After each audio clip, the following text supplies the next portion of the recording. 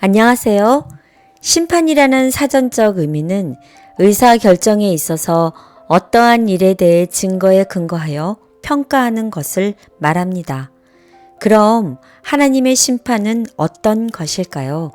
하나님의 심판은 우리의 악함보다는 그분의 공의와 선을 보여주신다는 놀라운 사실을 오늘 함께 공부해 보도록 하겠습니다. 제5가 심판의 복음. 안녕하세요. 안녕하십니까. 네, 오늘은 5번째 시간입니다. 네, 제목이 무엇이죠? 심판의 복음. 네, 심판의 복음. 우리 한번 다 같이 기억절을 보겠습니다. 큰 소리로 이르되 하나님을 두려워하며 그에게 영광을 돌리라. 이는 그의 심판의 시간이 이르렀음이니 하늘과 땅과 바다와 물들의 근원을 만드신 이를 경배하라 하더라. 계시록 14장 7절. 네, 오늘의 제목의 키워드가 무엇이죠? 심판의 시간. 네, 심판이죠. 그래서 심판의 시간이 이르렀다는 것입니다. 심판의 시간이 이르렀기 때문에 우리가 하나님을 경외하고 하나님께 영광을 돌리라고 이렇게 얘기를 하고 있죠. 하나님께 네. 경배하라고. 그래서 성경에 보면 이 심판에 대해서 잠깐 언급을 하고 있는데 우리 그 성경절을 보겠습니다. 우리는 다 하나님의 심판대 앞에 서게 될 것입니다. 그때 우리는 각자 자기 일을 낱낱이 하나님께 자백해야 할 것입니다. 네, 로마서에 보면 사도 바울이 우리 모두는 다 하나님의 심판대 앞에 서게 될 것이고 그때 우리가 각자 자기의 일을 낱낱이 하나님께 자백해야 할 것이라고 얘기를 하고 있습니다. 또 전도서에는 뭐라고 얘기하고 있나요? 하나님은 모든 행위와 모든 은밀한 일을 선악간에 심판하시리라. 전도서 12장 14절. 네, 하나님께서 우리를 이제 심판하신다는 말씀을 하시죠. 또 사도행전에는 또 무엇이라고 얘기하고 있죠? 바울이 의와 절제와 장차 오는 심판을 강론하니 벨릭스가 두려워하여 대답하되 시방은 가라. 내가 틈이 있으면 너를 부르리라 하고 사도행전 24장 25절. 네, 바울이 그 당시 총독 벨릭스에게 이 하나님의 의와 절제와 장차 오는 무엇을 얘기를 해줬어요? 심판을 얘기해 줬어요. 그냥 벨릭스가 이 얘기를 듣고서 정말 두려워서 어떻게 지금은 가라? 내가 시간 있으면 너를 다시 불러서 또 듣겠다고 얘기를 했는데 불렀나요? 네, 안 아니요. 불렀어요. 네. 네, 그래서 우리가 이런 복음을 들었을 때 어떻게 해야 된다는 것인가요? 대답 yes. 예, 네. 바로 예스를 해야죠. 네. 이게 지체하면 우리의 기회가 없어집니다. 그래서 우리가 생각하는 이게 궁극적인 심판이 참으로 두렵다고 생각을 하잖아요. 네. 그런데 오늘은 어떤 관점에서 공부를 하냐면 궁극적으로 심판은 무엇을 나타낸다는 것인가요? 하나님의 선하심, 은혜, 공의, 자비. 를 드러낸다는 것이에요. 오늘 공부하는 게 이 심판이 우리의 잘못된 것을 이렇게 들춰내고 찾아내려고 하는 것이 아니라 이 심판이라는 것이 결국 하나님의 선하심, 은혜, 공의롭고 자비로움을 드러낸다는 거죠. 또 쉽게 다른 말로 한번 해보면 우리가 엔지니어가 되고 싶으면 엔지니어링 스쿨을 가잖아요. 네. 그러면 엔지니어링 스쿨을 내가 입학했을 때에 결국 엔지니어가 될 수 없도록 이렇게 막 시험에서 페일 시키고 못하게 하려고 이 학교를 설립한 건가요? 결국은 학생 엔지니어로 만들어내기 위해서. 하는 거죠. 네. 그래서 엔지니어가 될 수 있도록 어떻게 코스도 마련해주고 실험도 하고 계속 코칭하고 가르쳐주는 거잖아요. 네. 마찬가지로 로이어 스쿨을 가면 변호사가 되기 위해서 변호사를 떨어뜨리려고 하는 게 아니라 변호사가 될 수 있도록 도와주는 거잖아요. 양성하기 위해서. 그렇죠. 양성하기 위한 것이죠. 결국 심판의 목적도 마찬가지로 우리를 떨어뜨리기 위해서 우리를 정죄하기 위해서 하는 것이 아니라 우리를 뭐하기 위해서 구원하기 위해서 결국 심판의 제도를 통해서 예수님의 피를 의지한 사람이 심판을 통과하고 구원을 받는다기 하기 위해서 우리가 심판을 한다는 것이죠. 네. 그래서 그런 의미에서 봤을 때에 이 심판을 통해서 하나님은 결국 우리를 어떻게 하고 싶으신가요? 구원하시고 싶으신 거예요. 그래서 이 심판을 통해서 하나님의 우리가 죄인 되었지만 죄인을 향한 하나님의 선하심, 죄인을 향하신 하나님의 은혜, 또 공의하심과 자비로우심을 드러낸다는 것입니다. 그래서 이번 주 우리 연구의 초점은 대쟁투에서 일어나는 심판의 깊은 주제를 살펴볼 텐데, 특별히 앞으로 신실한 하나님 백성들에게 다가오는 장차 올 심판에 대해서 살펴볼 것입니다. 자, 그럼 우리 다 같이 한번 공부를 시작해 볼까요? 네. 네. 자, 그래서 특별히 이번 주에는 요한계시록 4장과 5장을 이해하는 것이 상당히 중요하기 때문에 네. 이 서론 부분에서 잠깐 언급을 하고 네. 본문으로 들어가겠습니다. 네. 왜 4장과 5장이 중요한지. 요한계시록이 몇 장까지 이루어져 있나요? 22장이요. 네, 22장이죠. 그래서 잠깐 언급해 보면 1장에서 3장에서는 7교회에서 나오고 4장과 5장은 이후에 있을 미래 사건이 6장과 22장이 나오는데, 이 미래 사건을 위해서 이 인트로덕션, 도입부라고 생각하시면 되겠습니다. 그래서 특별히 이 4장과 5장은 장래의 일이 이제 계시되기 전에 요한을 어디로 인도하냐면 하늘의 보호자가 있는 보좌를 볼 수 있도록 보여줍니다. 그래서 4장과 5장에 보는 환상은 하늘의 보좌가 있는 공간에서 펼쳐진다는 것을 꼭 기억하시면 좋겠습니다. 환상이 4장과 5장에서 이제 요한에게 보여주는 것이에요. 그래서 4장의 초점은 뭐냐면 보좌가 보여주고 보좌에 앉으신 하나님, 하늘 아버지를 초점으로 해서 이루어지는 것이고, 4장에서는 예수님이 등장하지 않아요. 네. 그리고 5장에서 누가 등장하냐면 예수님이 등장하고 예수님께 초점을 둡니다. 다시 한번 정리를 하면 4장에서는 하늘 보좌와 거기에 앉으시는 하늘 아버지께 초점이 있고, 5장에서는 이제 예수님께서 왕으로 등극하는 즉위식이 5장에 나타나는데, 우리를 위해서 죽으시고 십자가에서 이기시고 또 하늘로 승진하시고 이제 드디어 하늘 아버지 보좌에 함께 앉으신 예수님께서 무슨 봉사를 시작한다는 것이에요? 왕과 제사장. 예, 왕과 제사장으로 봉사를 시작한다는 것이에요. 결국 왕으로 등극하는 얘기가 몇 장이 나온다는 것이에요. 요한계시록 5장에 나와 있다는 것이에요. 이게 왜 중요한지 보겠습니다. 그래서 4장과 5장은 우리가 아까 인물을 중심으로 봤다 그러면 네. 이제 환상이 나오는데, 이상이 나오는데, 네. 이상의 중심에서 본다면 4장에서는 무슨 환상을 봐요? 뭘 봐요? 하늘 보좌. 하늘 보좌를 봐요. 그래서 이 보좌는 무슨 뜻인가요? 누가 앉는 것이에요? 권세와 권위를 의미하죠. 왕이 앉는 자리죠. 그렇죠. 왕이 앉는 자리죠. 왕이 앉는 자리는 영토를 다스리죠. 네. 그러니까 하늘 보좌에 앉으신 하나님께서는 어디를 다스릴까요? 온 우주. 예, 온 우주, 유니버스를 다스리시죠. 그런데 5장에서는 무엇을 보나요? 봉함된 두루마리. 예, 7인으로 봉함된 두루마리를 봅니다.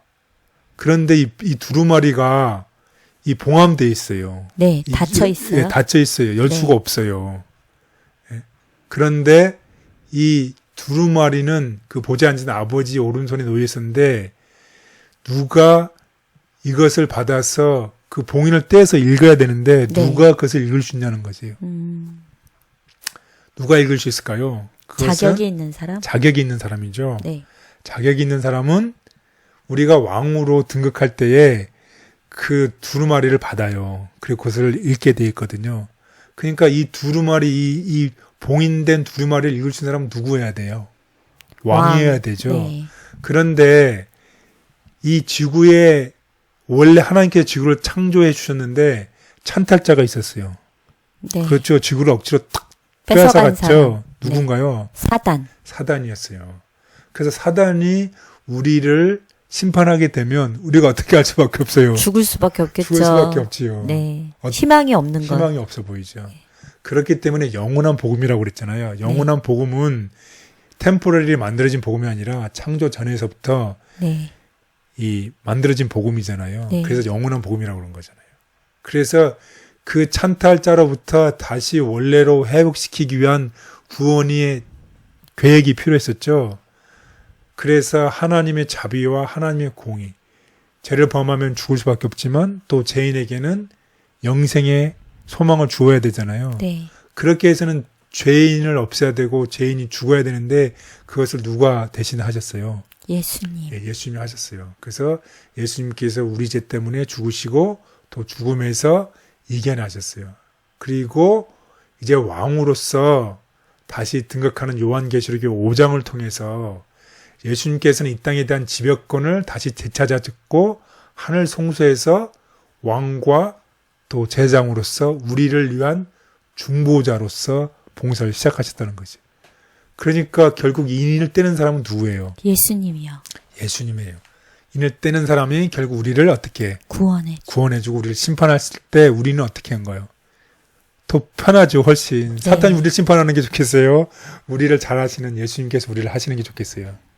그래서 이 심판이라는 것은 무엇이라고요? 우리가 얼마나 악한지, 얼마나 잘못됐는지를 찾아내는 것이 아니라 하나님의 우리를 위한 죄인을 향한 사랑과 죄인에 대한 은혜가 얼마나 큰지를, 선한지를 드러내는 것입니다.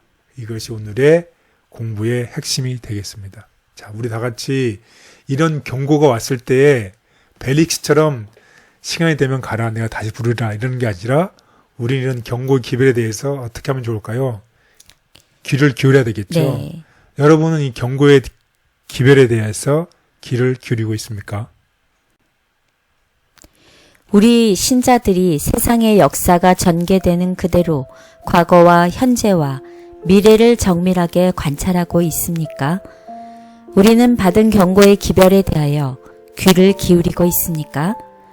우리들의 생애가 세련되고 정결하게 되며 거룩하신 분의 모습을 반사하는 것이 오늘날 우리들의 가장 큰 관심이 되어 있습니까?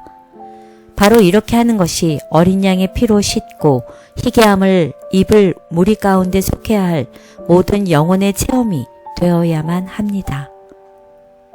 우리들은 그리스도의 의의 대열에 참가해야만 합니다. 우리들의 이마에는 주님의 이름이 기록되어야 합니다. 우리들은 하나님 영광의 소망 가운데서 즐거워해야만 합니다. 그리스도께서는 당신의 백성의 이름을 당신의 손바닥에 새겨 놓으셨습니다. 주님께서는 당신을 의지하는 어떤 영혼에 대해서도 결코 당신의 관심을 버리지 않으실 것입니다. 아멘. 우리 모두 다 이런 경고의 기별이 주어졌을 때 우리가 귀를 기울이고 오늘 한번 열심히 공부를 해보겠습니다. 아멘. 그래서 오늘 제목은 심판의 복음인데 첫 번째 심판의 시간의 중요성, 또 아까도 드렸지만 하나님의 자비, 또 하나님의 심판에 대해서 공부를 하고 이 장엄한 장면, 그 다음에 이 요한을 하늘로 데려가서 보여주죠. 그래서 언뜻 본 천국, 그 다음에 인을 떼시기에 합당하신 예수님이라는 제목으로 오늘 다 같이 공부를 해보도록 하겠습니다. 첫째 날, 심판의 시간의 중요성. 네, 심판의 시간의 중요성입니다. 우리 다 같이 계시록 14장 7절을 보겠습니다. 그가 큰 음성으로 가로되 하나님을 두려워하며 그에게 영광을 돌리라. 이는 그의 심판의 시간이 이르렀음이니 하늘과 땅과 바다와 물들의 근원을 만드신 이를 경배하라 하더라. 네, 여기 심판의 시간이 이르렀다고 그러잖아요. 네. 이 심판이 무슨 심판을 얘기할까요? 예수님께서 이제 우리를 위해서 재림하시잖아요. 네. 그래서 예수님께서 재림하시기 전에 있을 심판을 얘기하는 거죠. 네. 그래서 예수님께서 이 심판은 재림에 앞서 시행되는 어떤 심판이다. 재림 전에 있을 심판을 얘기하고 있습니다.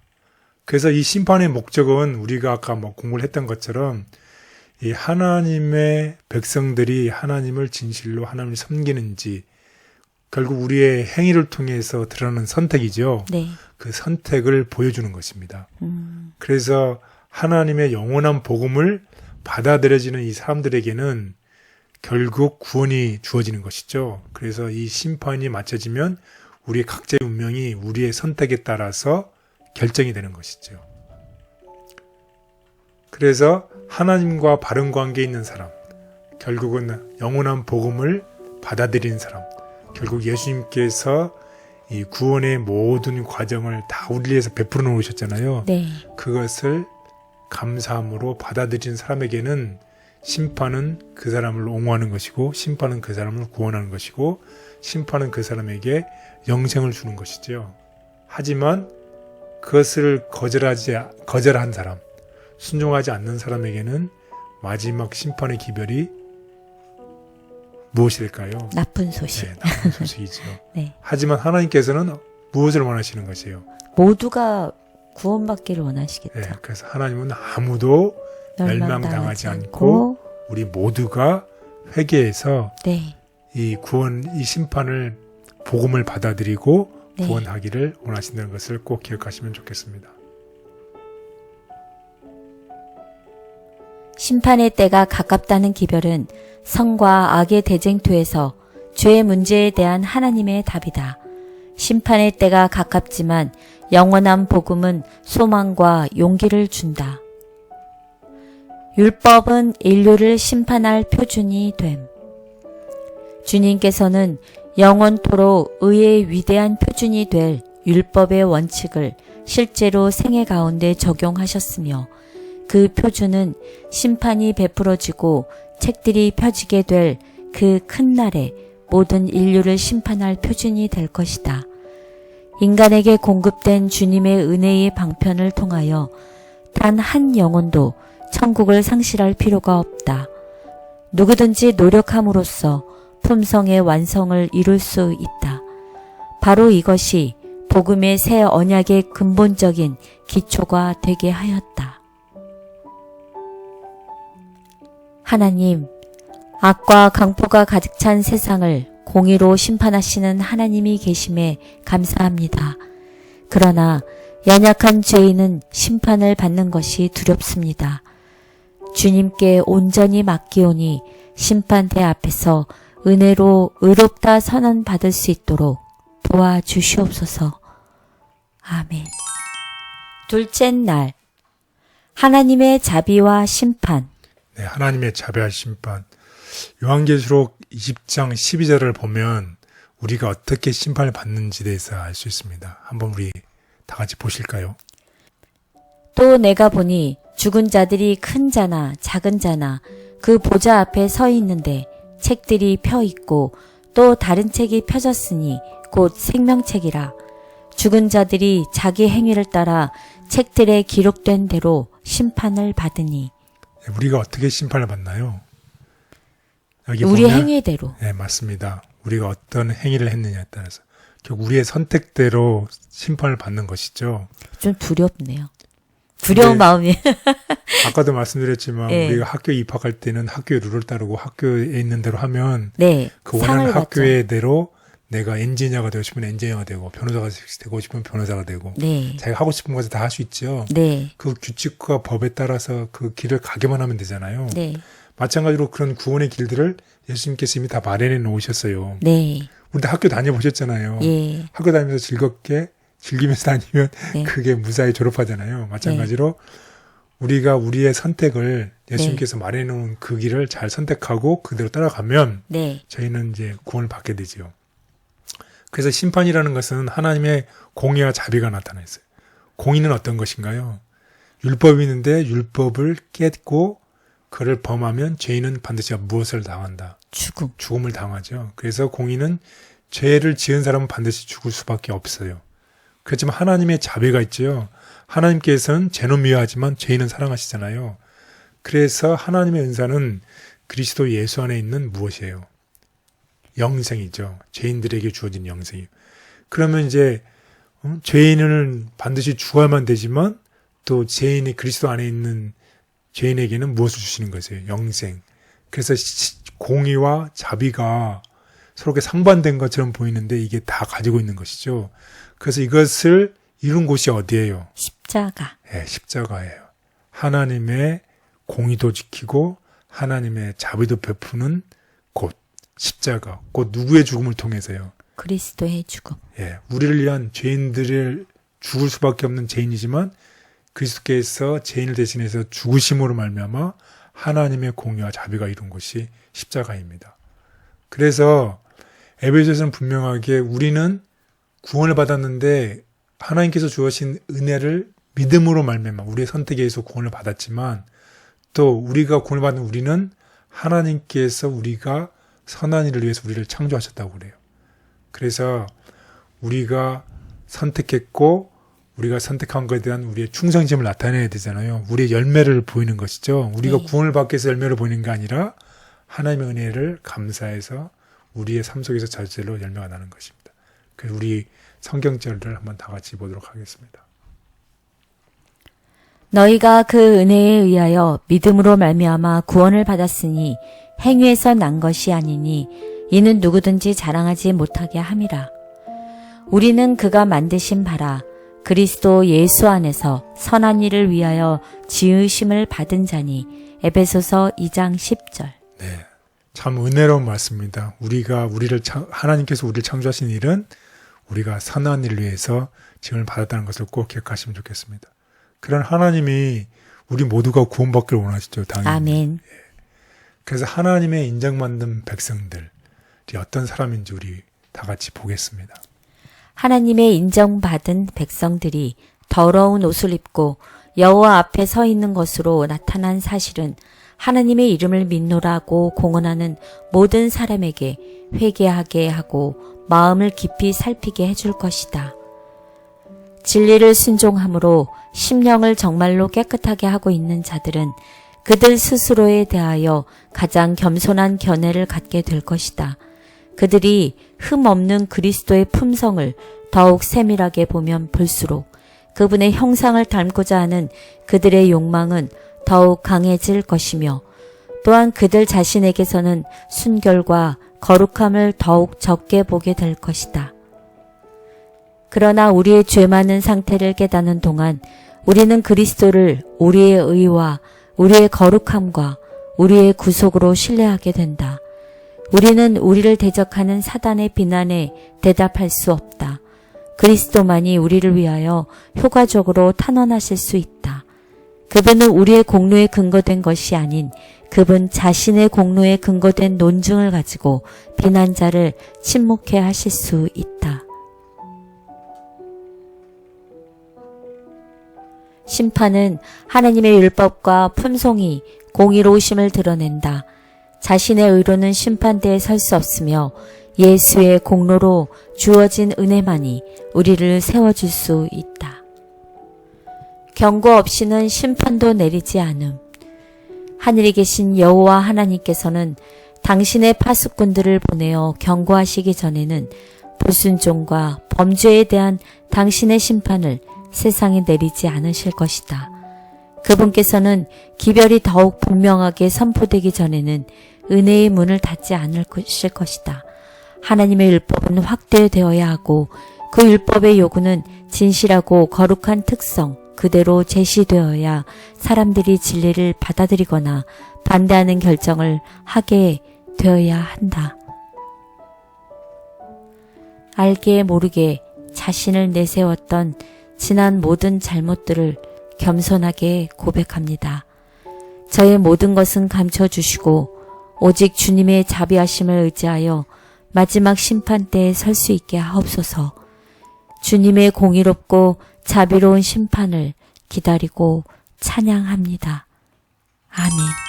셋째 날 장엄한 장면. 예, 셋째 날의 얘기입니다. 이것은 이제 다니엘 7장에 나와 있는 얘기인데 다니엘 7장에는 여러분이 다 아시겠지만 이 선지자에게 세상의 역사를 다 보여주지요. 네. 그래서 바벨론, 메데, 페르시아, 그리스, 로마, 또 로마 제국의 붕괴에서부터 1260년 동안의 교회가 박해하는 것을 보여주신 이후에 무엇으로 보여주냐면 영원한 의의 왕국이 세우실 우주의 보좌가 놓인 그 보좌실과 하나님의 최후의 심판으로 옮겨가는 이야기를 보여줍니다.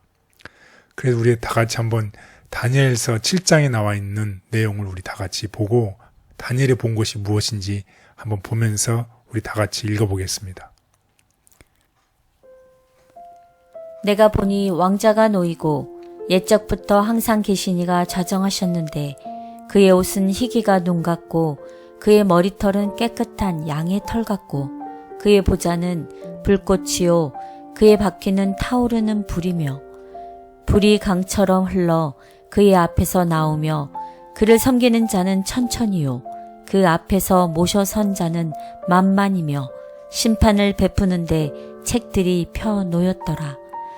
내가 또 밤 환상 중에 보니 인자 같은 이가 하늘 구름을 타고 와서 옛적부터 항상 계신 이에게 나아가 그 앞으로 인도되매 그에게 권세와 영광과 나라를 주고 모든 백성과 나라들과 다른 언어를 말하는 모든 자들이 그를 섬기게 하였으니 그의 권세는 소멸되지 아니하는 영원한 권세요 그의 나라는 멸망하지 아니할 것이니라. 네, 여기에 보면 결국엔 이제 왕자에서 또 하나님을 보게 되고 쭉 얘기를 나오는데 결국 14절에 보면 이 해피엔딩으로 끝나는 것처럼 보이죠? 네. 그 모든 일들이 결국 우리가 어떻게 된다는 것이에요. 우리는 구원받고 하나님과 영원한 나라에서 하나님의 권세가 영원하다는 것이잖아요. 그래서 결국 이 장엄한 장면의 마지막 결론은 무엇이라는 것이에요. 해피 엔딩이라는 것이에요. 결국 우리의 생사는 하늘 법정에서 결정이 되고 또 진리가 충만하고 진리가 승리하며 정의가 다스리는 정말 해피엔딩. 그래서 결국 좋은 소식은 그리스도의 의로 옷 입은 하나님의 신실한 백성들은 모두 다 행복스럽고 구원을 받는다는 뜻이에요. 우리 모든 시청자 여러분, 여러분들이 그리스도의 의로 옷 입고 하나님의 신실한 백성으로 우리가 다 만족스럽게 우리가 다 마치실 것입니다. 아멘. 그래서 심판은 우리에게 기쁜 소식이라는 것을 꼭 기억하면 좋겠습니다. 아멘. 계시록과 다니엘은 우리의 시선을 세상의 사물에서부터 하늘의 법정으로 옮긴다. 그곳이 세상의 모든 것이 결정되는 가장 중요한 곳이다. 모든 사람은 자기 운명을 결정할 심판대 앞에 서야. 각 사람은 하나님의 법정에 계류되어 있는 소송사건이 있다. 각 사람은 크신 재판장을 직접 대면하여 서지 않으면 안 된다. 그러므로 심판이 시작되어 책들이 펴질 것과 마지막 날에 자신의 운명을 결정하는 자리에 서야 할 엄숙한 광경에 대하여 각 사람은 다니엘과 같이 자주 심사숙고하는 것이 참으로 기묘하다. 우리의 시선을 사로잡는 세상에 많은 것들이 있습니다. 우리가 그것에 현혹되어 하나님의 계획을 놓치지 않도록 도와주시옵소서. 공의가 충만하고 은혜가 가득한 인류를 위한 가장 중요한 심판의 날을 기억하고 전하게 하여 주시옵소서. 아멘. 넷째 날, 언뜻 본 천국. 네, 하나님께서 요한을 이 천국을 잠깐 보여주시죠. 네. 그래서 그게 요한계시록 4장에 나와 있는 얘기입니다. 이 표현을 언뜻 본 천국으로 네, 표현하셨네요. 글림스라는 게 한번 잠깐 이렇게 보는 그런 걸 글림스라고 그러죠. 네. 그래서 4장에서 요한은 하늘의 열린 문을 보고서 뭐라고 했냐면 이리로 올라오라. 이위에 마땅히 일어날 일을 내게 보이리라고 이렇게 시작을 하고 있습니다. 그래서 예수님은 사도에게 하늘 성소의 열린 문을 통해서 성과 악 사이의 대쟁주에서 일어나는 영원한 장면을 이제 보라고 얘기를 하고 있습니다. 그래서 우리도 이제 요한과 함께 그 열린 문을 통해서 이제 구원의 영원한 계획을 우리가 같이 한번 보실까요? 그래서 우리는 하늘 법정에서 결정되고 있는 송사의 이 증이라는 심정으로 한번 보겠습니다. 이제 성과 악의 대쟁투의 근본적인 논쟁, 그것이 우리 앞에 펼쳐지고 있습니다. 자, 그래서 한번 다 같이 계시록 4장에 나와 있는 내용을 보겠습니다. 계시록 4장 2절에서 4절. 내가 곧 성령에 감동되었더니 보라 하늘의 보좌를 베풀었고 그 보좌 위에 앉으신 이가 있는데 앉으신 이의 모양이 벽옥과 홍보석 같고 또 무지개가 있어 보좌에 둘렀는데 그 모양이 녹보석 같더라. 또 보좌에 둘려 24 보좌들이 있고 그 보좌들 위에 24 장로들이 흰 옷을 입고 머리에 금관을 쓰고 앉았더라. 네, 아까 제가 서두에도 말씀을 드렸지만 요한계시록 4장에서 강조하고 있는 인물은 누군가요? 하나님이죠. 보좌에 앉으시니 하나님을 네. 강조하고 있고, 이상의 관점에서 보면 강조하는 게 무엇을 하라고 그랬나요? 하늘의 보좌라고 그랬어요. 그래서 하늘에 보좌가 있고 하늘에 보좌에 앉으신 하나님을 요한계시록 4장에서는 강조하고 있는데, 보좌라고 하면 권세, 주권을 얘기하는 것이고, 주권을 가진 이 하나님께서 무엇을 다스린다는 것이에요? 온 우주를 다스린다는 것이죠. 그 얘기를 했습니다. 그런데 그 보좌 주위에 무지개가 있고, 또 그 보좌에 둘려 무엇이 있어요? 또 보좌가 있는데 24장로. 24보좌가 있고 24보좌 위에 24장로가 있는데, 24장로들의 특징이 무슨 옷을 입었어요? 흰 옷을 입고 흰 옷을 입고 머리에는 무엇을 썼어요? 금관. 금관을 썼죠. 그래서 이 특징을 보시면 좋겠어요. 이렇게 보니까 저희가 평소에 보는 그 화보가 생각이 나네요. 예수님이 이렇게 재림하시고 무지개가 있고 구름이 있고. 예, 예. 그렇습니다. 그래서 이것은 분명하게 하늘 보좌를 보여주는 장면입니다. 그 하늘 보좌 성부, 하늘 아버지의 천상의 존재들과 보좌에 둘러싸여 있죠. 그래서 보좌를 강조하고 있습니다. 또 하나님을 강조하고 있습니다. 또 하나님의 심판을 상징하는 여기에는 천둥과 번개가 있습니다. 또 누가 보인다고요? 24장로. 24장로입니다. 그 24장로들이 하나님 보좌 주위에 앉은 것을 4장 4절에서는 보고 있습니다. 그래서 24장로들은 예수님께서 십자가에 돌아가시고 부활하셨잖아요. 그 부활 때 예수 그리스도와 함께 하늘로 올라간 사람들을 대표하고 있습니다. 결국은 하나님 보좌 주변에는 이 땅에서 구속받은 사람들이 나타내고 있습니다.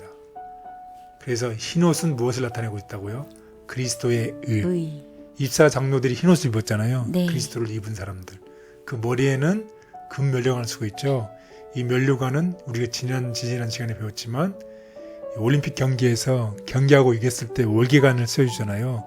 그래서 싸움에서 승리한 사람들이 쓰는 면류관을 보여주고 있습니다. 보좌 주변에 앉은 24장로는 땅에서 구속받은 사람을 대표한다. 그날의 죄악과의 싸움에서 승리한 기쁨의 찬양이 온 천지에 가득할 것이다. 하늘 법정의 심판 광경. 또한 하늘에는 사람들의 이름과 그 행위를 기록한 책들이 있는데 그것들에 의하여 심판의 판결이 결정된다. 다니엘은 심판을 베푸는데 책들이 펴 놓였더라고 말한다. 요한은 그 같은 광경을 묘사하면서 또 다른 책이 펴졌으니 곧 생명책이라. 죽은 자들이 자기 행위를 따라 책들에 기록된 대로 심판을 받으니 라고 말한다. 주님, 온 하늘과 만민들이 주님의 영광을 노래하는 그날을 속히 보게 하여 주시옵소서. 저도 그 귀한 찬양의 자리에 서게 하시고 목 놓아 불러도 다 표현할 수 없는 예수님의 사랑과 은혜를 함께 노래하게 하여 주시옵소서. 아멘. 다섯째 날, 합당하신 예수님. 네, 요한계시록 5장에 나와 있는 얘기죠. 네. 인을때기에 합당하신 예수님. 아까도 서두에 말씀드렸지만 다시 한번 여러분을 위해서 다시 한번 정리를 하겠습니다. 요한계시록 4장에서는 하나님을 강조하고 요한계시록 5장에는 예수님이 강조가 되죠. 그 요한계시록 4장에서는 하늘 보좌가 강조가 되고 요한계시록 5장에서는 무엇이 강조된다고요? 두루마리와 7인을 강조가 되어 있습니다. 그래서 두루마리와 7인을 뗄 수 있는 사람이 있는데 두루마리 7인을 뗄 수 있는 사람은 누구라고요? 왕으로 등극한 사람이죠. 네. 그래서 요한계시록 5장에서는 왕으로 등극하는 예수 그리스도를 나타내 주고 있습니다. 그래서 우리 다 같이 한번 계시록 5장을 다시 한번 보겠습니다. 장로 중에 한 사람이 내게 말하되 울지 말라. 보라, 유다 지파의 사자 다윗의 뿌리가 이기었으니 그 두루마리와 7인을 떼시리라. 내가 또 보니 어린 양이 서 있는데 일찍이 죽음을 당한 것 같더라. 네, 그렇습니다. 결국 이 두루마리와 7인을 뗄 수 있는 사람, 왕으로 등극한 사람이죠. 그래서 유대 지파의 사자 다윗의 뿌리, 곧 예수 그리스도께서 왕으로 등극하셔서 7인을 떼신 왕으로 등극하신다는 것입니다. 계시록 5장 8절에서 12절 그 두루마리를 취하심에 네 생물과 24장로들이 그 어린 양 앞에 엎드려 각각 검은고와 향이 가득한 금 대접을 가졌으니 이 향은 성도의 기도들이라.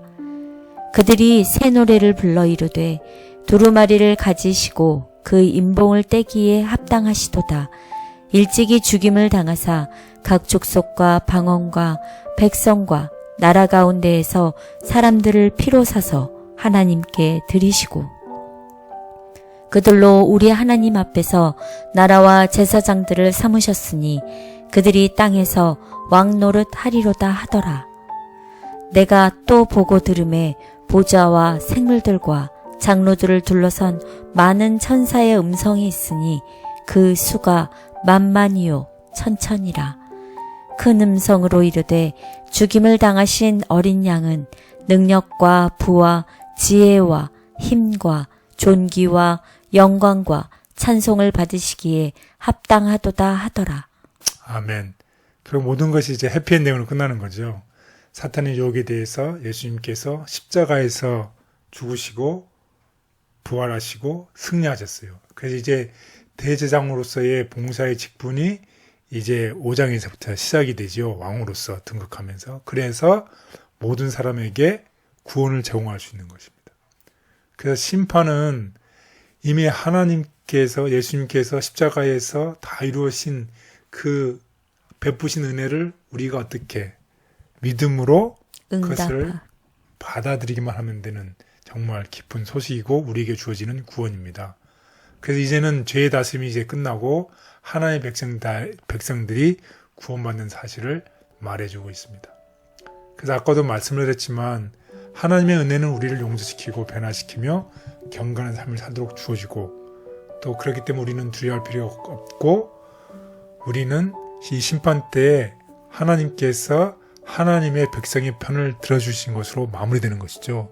그래서 예수님께서 아까도 말씀드렸지만 5장에 우리의 왕으로서 등극하고 우리의 제사장으로서 등극해서 우리를 위해서 강구하시고 우리에게서 베풀어 놓으신 은혜를 우리가 선택으로 믿음으로 받아들이면 우리에게 구원이 주어지는 것입니다. 그래서 심판의 목적은 우리가 얼마나 악하고 우리가 못된 것을 찾아내는 것이 아니라 하나님께서 우리의 죄인들을 위해서 얼마나 이 모든 것을 다 이루어 놓으신 것을 온 세상에 온 우주에 알려주는 것이죠. 따라서 심판은 우리가 예수 그리스도를 받아들이기만 하면 우리에게는 구원이 있다는 것을 꼭 기억하시면 좋겠습니다. 아멘. 우리의 죄 문제에 대한 궁극적인 답은 어린 양이신 예수 그리스도에게 있다. 그리스도의 의는 우리를 덮고 우리 안에서 역사하고 있다. 심판은 어린 양의 혼인잔치를 위한 준비 과정. 모든 사람의 생사가 결정되었다. 예수께서 그 성소 안에서 봉사하시는 동안 죽은 의인과 산 의인들에 대한 심판이 진행되어 왔다. 그리스도께서 그 백성을 위해 중보하여 저희의 죄를 제거하시고 그의 나라를 받으셨다. 그 나라의 백성들은 결정되었다. 어린 양의 혼인잔치가 다 준비되었다. 그 나라와 온 천하의 위세가 예수와 구원의 후사들에게 주신 바 되고 예수께서는 만왕의 왕이요 만주의 주로 통치하게 될 것이다.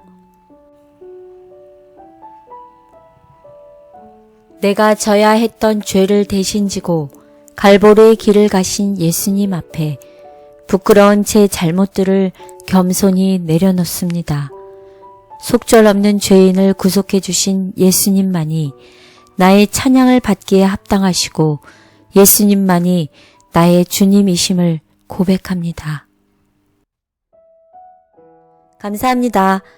오늘 우리는 분명히 하나님의 심판이 있을 것이지만 더 넉넉한 은혜가 준비되어 있다는 사실에 하나님께 진심으로 감사드립니다.